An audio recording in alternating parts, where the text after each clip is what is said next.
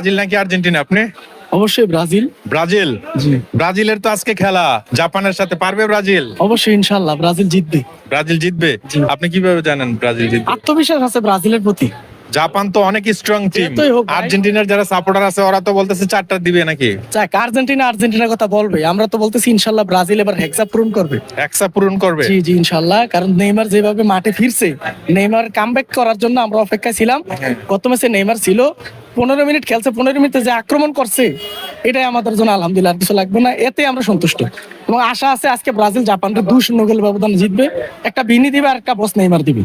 Neymar আপনার কেমন খেলোয়াড় মনে হয় আপনার নেইমার কাছে? তো সেরা খেলোয়াড়, ওয়ার্ল্ডের সেরা। যদি ওয়ার্ল্ডের সেরা 3 জন খেলোয়াড়ের ভিতরে নেইমার 1 নম্বর। আপনার ব্রাজিল টিমের মধ্যে আপনার প্রিয় খেলোয়াড় কে? বস নেইমার আছে, ভিনিসিয়াস জুনিয়র আছে।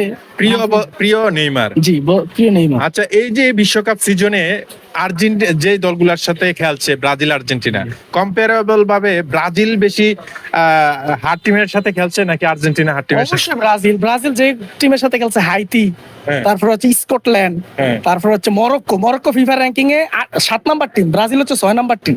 আর আর্জেন্টিনা যাদের সাথে খেলছে তুলনামূলক ওই বাকি 3টা টিমের থেকে আর্জেন্টিনা টিমের যে প্রতিপক্ষ ছিল এগুলো তুলনামূলকভাবে অনেক দুর্বল। 32 দলের খেলা চলছে আজকে থেকে, ব্রাজিল 32 দলের খেলা অংশগ্রহণ করবে।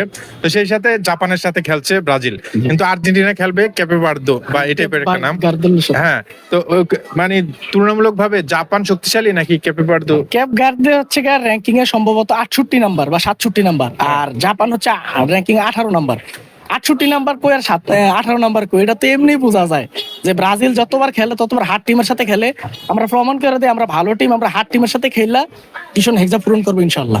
আচ্ছা, যারা আর্জেন্টিনার সাপোর্টার রয়েছে তারা ব্রাজিলকে বলতেছে জাপানের সাথে অনেক 3টা দিবে জাপান, আর ব্রাজিল 0।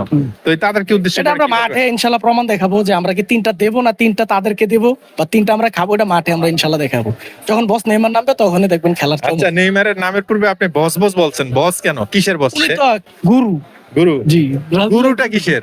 ব্রাজিলের গুরু দেখেন না, ওনার স্কিল দেখলে তো মানুষ এমনি আতঙ্ক হয়ে যায়। স্কিলটা কি? এই যে পায়ের যে ম্যাজিক, পায়ের যে জাদু। ও মানে কি ড্রিবলিং হ্যাঁ। স্কিল, তারপর হচ্ছে কি বলে এটাকে, ম্যাজিক। হ্যাঁ হ্যাঁ, পায়ের যে ম্যাজিক।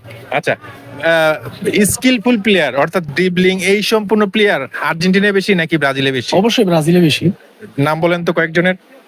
আপনার লুকাস পাকুয়াতা আছে, হ্যাঁ। উনি কি সুন্দর ভিনিসিয়াস জুনিয়র আছে, তারপরে আপনার বাইসাইকেলের ভিতরে আছে আপনার রিচার্ডলিসন আছে, রোনালদিনহো, যে চুলগুলো বড় বড় রোনালদিনহো।